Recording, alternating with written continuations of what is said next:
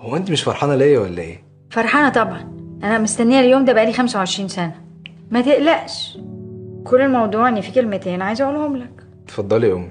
بص يا ابني، أنت هتاخد واحدة بنت ناس عاداتها وطباعها مختلفة عنك، فمفيش حاجة اسمها تذبح لها القطة من أول يوم وإنها لازم تتعود على طباعك. أنت مش متجوز إنسان آلي ولا شاري واحدة من سوق العبيد. في حاجة اسمها تفاهم، ومع الأيام يا ابني هتحسوا إنكوا واحد. دي بنت ناس لازم تحترمها وتحتويها علشان تحبك. حاضر يا ماما. واوعى يا ابني تقارن اكلي باكل مراتك. انا ما اتولدتش شيف، انا ياما حرقت وعجنت واخترعت، وابوك الله يرحمه عشان كان بيحبني صبر عليا. اكل المحروق والشايط والمعجن لغايه لما اكل ماما بقى بيجيبك من اخر الشارع. والله انت ست عظيمه، ربنا يخليكي ليا يا ست الكل. وحاجه كمان، لما مراتك تيجي تزورنا وتعمل واجب ناحيتنا تشكرها وتبوس راسها لما تروح. حسسها بتقدير لحبها لينا وتعبيرها عن حبها ليك، وليك علينا ان احنا نحضنها في وسطنا ونحببها فينا. تصدقي بالله والله ما كنت متخيل انك هتقولي كده اصلا. اوعى يوم تيجي تحكي لنا عن مشاكلكم واسراركم.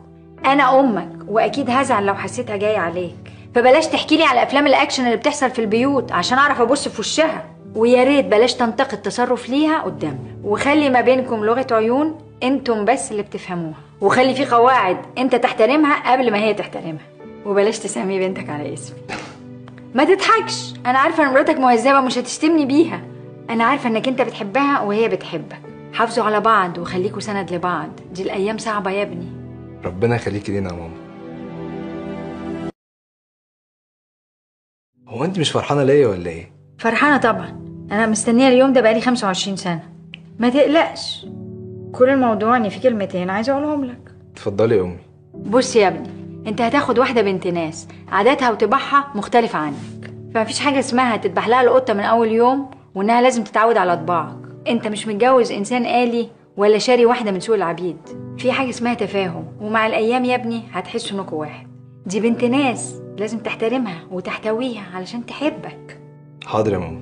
واوعى يا ابني تقارن اكلي باكل مراتك. انا ما اتولدتش شيف، انا ياما حرقت وعجنت واخترعت، وابوك الله يرحمه عشان كان بيحبني صبر عليا.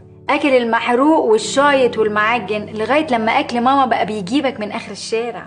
والله انت ست عظيمه، ربنا يخليكي ليا يا ست الكل. وحاجه كمان، لما مراتك تيجي تزورنا وتعمل واجب ناحيتنا تشكرها وتبوس راسها لما تروح. حسسها بتقدير لحبها لينا وتعبيرها عن حبها ليك، وليك علينا ان احنا نحضنها في وسطنا ونحببها فينا. تصدقي بالله والله ما كنت متخيل انك هتقولي كده اصلا. اوعى يوم تيجي تحكي لنا عن مشاكلكم واسراركم. انا امك واكيد هزعل لو حسيتها جايه عليك، فبلاش تحكي لي على افلام الاكشن اللي بتحصل في البيوت عشان اعرف ابص في وشها. ويا ريت بلاش تنتقد تصرف ليها قدامنا، وخلي ما بينكم لغه عيون انتم بس اللي بتفهموها، وخلي في قواعد انت تحترمها قبل ما هي تحترمها، وبلاش تسمي بنتك على اسمي. ما تضحكش، انا عارفه ان مراتك مهذبه مش هتشتمني بيها. انا عارفه انك انت بتحبها وهي بتحبك. حافظوا على بعض وخليكوا سند لبعض، دي الايام صعبه يا ابني. ربنا يخليكي لينا يا ماما. هو انت مش فرحانه ليا ولا ايه؟ فرحانه طبعا. انا مستنيه اليوم ده بقالي 25 سنه. ما تقلقش، كل الموضوع ان في كلمتين عايزه اقولهم لك. اتفضلي يا امي.